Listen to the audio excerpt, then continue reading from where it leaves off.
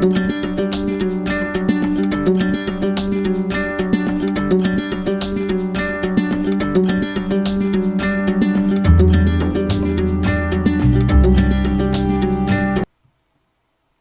everybody, so welcome back to the top 100, and we're now doing from game 70 to 61. Now, if you're wondering, wasn't there a bit of a gap between 80 to 71 from 70 to 61? Well, yes, there was. And the reason for that is I prepared the presentation for 70 to 61, and then I prepared the presentation for 60 to 51, recorded that one, and then prepared 50 to 41 before I realized I forgot to record this one. So recorded the 50s to 41 and then had to come back and remake this presentation to be able to record it. Well, not one of my brightest moments, I must say. So let's get started with the list. And in number 70 position, now this is a game that I had never heard of. A friend of mine gave it to me, says, you know what, I have this game, why don't you just take it? And this is Monster Menace America. And then you look at it, and it's okay, this is why he gave it to me. It just seems like a silly game, I guess. And then you look at the components, and it's like, all right, so you got these big plastic monsters, and then you have all these little military pieces. And then I gotta say, the military pieces really sold me because my oldest son tends to like military type games. So I was like, okay, I'll keep it and we'll give this a try. So we played it. And then for the rest of the evening, we couldn't stop talking about it. Now, we felt the game is a bit broken. The ending didn't quite work. And there's a few rules in there just like, But still, for the rest of the evening and the next day, we couldn't stop talking about this game. So we're like, okay, let's play it again. And we play it again and again. The whole evening, we're talking about this game. Like, there's just something about this game that appeals. So we have done a few house rules to this one. I went on the BG Board Game Geek website and kind of looked at the conversation and a few recommendations. So we've changed a few things about how we play when we play it that, in my opinion, makes it a little bit better. But some people I know don't like to house rule games, but this one was just, it just appealed in so many other ways that we had to make it work for us. So each player will control a monster, and your goal is to rampage America. And in fact, for every city you destroy, you get points for. And you also control a different division of the U.S. Army. So you could be the Navy, you could be the Army, you could be, like there's all these different divisions that you can play as. And then, so you control your monsters and you're going around America trying to destroy it. And then with your army, you're trying to interfere with the other monsters and try to stop them from destroying America. So it's kind of neat, like you're playing both sides. Of course, you're not going to mess with your own monster, but you're trying to stop the other ones. And then you would position yourself and get... but the monsters are very strong. But, you have planes, you have missiles that you can use, you have, there's all these different tools you have to yours. Now, one of the things that was happening is when you battled, the monster always attacked first, and they're very overpowered. So we changed it that it was whoever initiated the fight got to fight first. So that was one of the house rules we've done. And then you would go around, and then if you lost so much life, you would kind of end up in Hollywood where they're kind of, I guess, trying to commercialize you, and then you would kind of break free from that and get back into battle and stuff. And this is like a point system because you're collecting points as you go. Every time you rampage, you get so many points. We've kind of changed a little bit of how the point system works. But then once you triggered the end of the game, then it was just, you would attack the other monsters until you're the last monster standing, and it just felt flawed. So we've changed that a little bit as well with the house rule, and I have to check. We've written it down on a piece of paper. But this game is so satisfying. It is so fun. And moving across the field, like the map, and moving your monsters and moving your army pieces. And your army pieces are in multiple locations trying to stop the monsters that are there, because you can deploy your army, but then everything on the map you can move as well. So it's neat. It is so fun. The pieces are like silly looking. The monsters are silly. Like this one's a big giant lobster. One of them's a big giant eyeball. But it's so satisfying. We play this and just cannot stop talking about the experience we had, even when it was not that great of a game. Somehow the gameplay was not quite right. The game feel though was so good. So my number 70, Monsters Menace America. Then in number 79 position, I have Bunnell Kingdom. So Bunnell Kingdom is one that I would associate with Foundation of Rome and Chinatown. It just has that similar feel. It's area control where you're collecting land, and this is based on the grid. So you see each card is like B7, H8. So that's the land that you're kind of trying to acquire, and then you can put your kingdom, like your little castles and towers and stuff on there, but you'd have to have the card to do that. But then you have the card to show what you own, and then you can put your bunny on all the stuff that you own, and then you're trying to accumulate lands that has a bunch of different variety of resource on them. But then you can also get cards that'll give you more resource that you can have on each land. Now, the first time I played this, I played it wrong. It was my first time I was learning, and I didn't understand that we were scoring on the different resources. I thought we were scoring on resources. I had like most of the same resource on the big land. I was like, oh, I'm doing so good. But that only counted as one resource. I was like, oh, did not get that at all. So I never caught up. I was so far behind, but the game was good. And this is drafting, so you have cards, and you're going to look and be like, okay, I'm going to keep this and this, and you pass it on. You're like, okay, I'm going to keep this and this, and pass it on.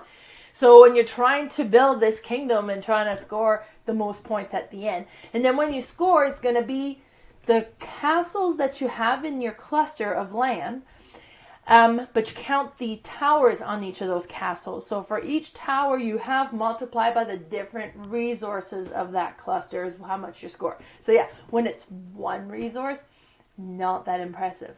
So next time I play this game, I'm sure it's going to be much different. I don't own this one yet. I want it. So when I come across it, it is coming home. But I played it for the first time at Falcon. It was so good. I really enjoyed it. I lost horribly, but it's still great. Then, in number 78 position, I have Quacks of Quedlinburg.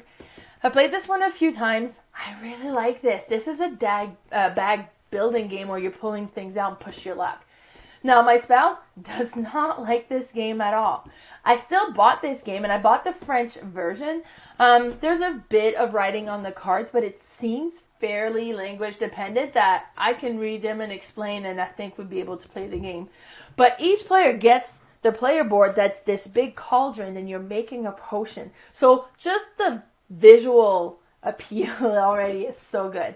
And then you have all these ingredients that goes in your bag, and on your turn you're going to pull out an ingredient, you're adding this to your cauldron, and it kind of spirals out. Now, there's one of them that looks like a little cotton ball. I'm not sure what it is, but they're not good. If you put too much in your cauldron, you're going to ruin your potion. So if you ever put too much out, then you bust. But if you keep going, say, okay, then it's going to be worth so much point, then you get to score that. And then it just has a neat, satisfying play to it. I really enjoy it. And then you're keeping score on the main track, kind of what you're scoring. And then you'll be purchasing new ingredients, adding them to your bag. And some of those ingredients are going to have special ability when you play them that gives you different things you can do. It looks great. It plays great. I really enjoy it. And that's my number 78, Quacks of Quedlinburg. Now, in number 77 position, I have Gizmos. Gizmos was gifted to me by my mom, and she's like, oh, do you have this game? She doesn't know board games, so she's just like, I know you have a lot, so it's hard to buy. I was like, no, actually, I don't have that one. She's like, okay, great. So she gifted it to me for Christmas, and it's neat. This is an engine building, and it is like a pure engine building game. So you have these marbles you're collecting that's going to go into your little disc that you collect. And depending on what you've built along this board is how much you can hold at a time. And then you're going to have these different colors you can acquire, but then you're going to need certain ones to be able to purchase the different cards. And then once you have the card, there's different type of actions they can do. They can allow you to go draw more marbles, or maybe you can go blind and draw one, and they can, allow you to exchange marbles for different color, kind of give them the ability to be different colors. And there's all these different things, and you're going to be buying all these tiles and trying to make so that this tile is going to work to activate that tile, that's going to make to work this, so then you can do your move, and it's really impressive. It is neat. It is such a neat, great looking game. The table presence and then the bright colors. I really enjoy this one. And that's Gizmos, my number 77. In number 76 position, I have Creature Comforts. This one's just adorable. So it's an adorable theme, adorable looking game, but all the components are so neat. And you have all these, now I think mine is a Kickstarter edition. So you have all the wooden meeples that all shape, all the resources all wooden shaped and with print screen on it. It looks good and it's neat. So it's a worker placement. You place your workers on what you want to do, but it's a dice placement. So you've placed your workers on what you want to accomplish. 2 of the dice you've rolled. The community dice that everybody's going to use, nobody's used those ones, has rolled those ones yet, so you don't know what they're going to be. You only have the knowledge of 2 dice, and you're like, hey, well, I'd like to activate this. That 1 dice could work towards this, but I would need 2 more dice that are between these numbers. Is that going to work? We don't know. So you never know. Then you roll the dice, and then you see, are you able to activate where you've put your workers? Now, some location, any dice will work. But some of the locations, like where it's going to give you resources, could be, okay, well, you have to have 3 dice that totals to less than 10. Great, you roll the 2 dice. Well, that's a 5 and a 6. Okay, maybe what gets rolled in the community dice are going to be low and I can still activate this because I really want to get that wood and I really want to get that wool or whatever it is you're trying to collect. And you play it over a series of different seasons. I think it's 4 seasons, so you play 4 rounds, maybe more. Maybe there's a couple per season. I'd have to double check. But, so you're playing for the few different seasons, and then each season, different resources are going to be available. Certain things aren't available in the summer. Some things aren't available in the spring. And you're trying to get yourself set up so that you're ready for winter. So, and you're going to be buying these comfort cards that's going to be worth points, and then you can buy these tiles that's going to give you different abilities or extra ways to score points. But they're cute, like, so you have socks that you can build, or you can make a bookcase and then you can put things in there, you can collect different games, or you can, like, it is cute. The whole theme is cute. The whole game and the visual aspect of it is just gorgeous and so satisfying to play. So that's my number 76, Creature Comforts. In number 75 position, I have Castle of Madkin Ludwig. This one looks great on the table. So, and my friend actually 3D printed me an insert that's, the walls are like castle walls, and it comes together, and this actually becomes the board. So you pull it out, all the pieces are ready to set up. Because this game comes with nothing. I'm not even sure if it comes with bags. It's just a bazillion of little tiles all loose. So they're set up, they're sorting, they're getting ready to play. It's massive unless you have that insert. So if you don't have that insert and you have this game and you don't have a 3D printer, find a friend who has a 3D printer and beg them to make this for you because it makes such a big difference. Now they've republished it and the big box version that has like that insert from what I understand. So that's great if you could get that one too. So each time, like each turn, you're going to take turn being the builder. And as a builder, you get to select the price on the different rooms that you're going to add to your castle. Now, if you have a bedroom, the bedrooms don't want to be next to an entertainment room because it's too noisy and it's going to give you negative points, but it likes to be next to other type of rooms. And then, so you have these different requirements for each room of what's going to make it score more or what would take away points. And you're trying to build this castle and putting all these different tiles together to create this blueprint of your castle. Now, my friend pointed out, Madkin Ludwig is an actual king. He actually has these massive castles that he would build that are, I guess, still up now. And they're just like built on like cliffs or countrysides, and they're just like in impossible locations, and they look amazing. So this is actually based on historical facts, I guess. And then you can have corridors or stairs that's going to go downstairs, and then all of a sudden you can have your basement rooms and a moat and all these different things. And then you can have outside rooms, which look great, but you can't share a side because that's on the outside. It's out in the yard. It is neat. It is fun. It is such a fun game to play, and it's so satisfying just to build your whole thing and kind of looks like this is a castle I made, and it's just looks amazing, and it's so neat. So that's my number 75, Castle Matkin Ludwig. In number 74 position, I have Blue Moon City.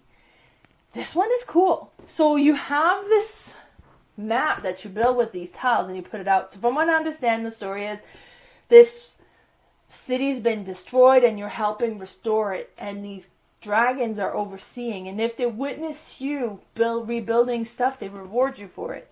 So you can move these dragons around, and you're trying to move them onto your tile as you're building up the tile, because it's going to give you extra reward, and then you'd be able to put your token or your shards on this kind of bigger track that you're keeping track of, and then collecting the different things so that you can apply them. So I think it's card that you play with, but so that you can apply them to the tiles and kind of put your token to show that you've built this portion until you've built enough that you flip it over.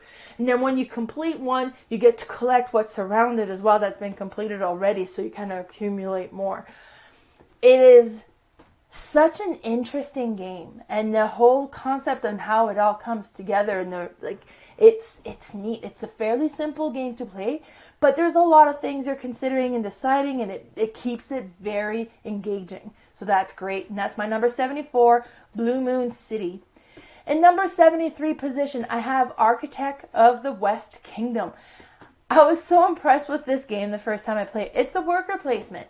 And all worker placement, you place your worker until you run out of worker, and then you bring them back. Not this one. Now you have lots of workers and you can keep sending them out onto the board, but eventually you're going to start needing to bring back workers, and some will get arrested and go to the prison. Then you can go to the prison, bring them back, and so you don't just bring all back your workers, and you accumulate. So you have one worker there, then you get to do this thing. Now you add a second worker there, and that location now becomes a little bit more valuable to you. And you add a third worker, so you can do even more. And you just build up the position of where you have your workers to do more, and then maybe the other player's like, okay, this is getting too powerful. I'm sending your workers over here, and they're like in jail, and then you have to go and pay the bounty or whatever to bail them out. But it's such a neat game. It looks good. It's such a cool looking game, and it's satisfying to play. And you have this whole board and all these different things you can activate and different things you can get, and then you have your own player board. I like this. It's a lot of fun, and it's the first one from a trilogy. So then you had Paladin, and I don't remember what the third one is. The third one has a rundown. I've actually never played that one yet, so I want to. But that's my number 73, Architect of the West Kingdom. In number 72 position, I have The Network. I bought The Network from a friend secondhand. Kind of hadn't really heard a whole lot about it, but it sounded cool. You're running a TV station, and it's so good. So you have a TV station, and you have you start off with a couple of fairly crappy shows that's on your TV show, but you need to hire actors to put in your shows. And you have these different type of shows. Is it going to be infomercials, or are they going to be drama, or is it going to be action movies and that sort of stuff? So depending on the type of thing that you have, which actors you need to bring in, and then are you going to have room to put ads in there, because that's what's going to bring you the money, and put some commercials on these shows.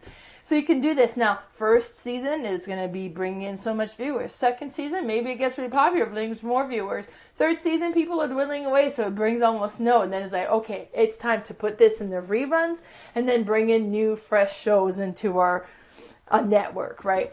So it is so neat. It is such a fun game to play. And it's so satisfying with it. And then the titles of the different shows that you have are entertaining as well.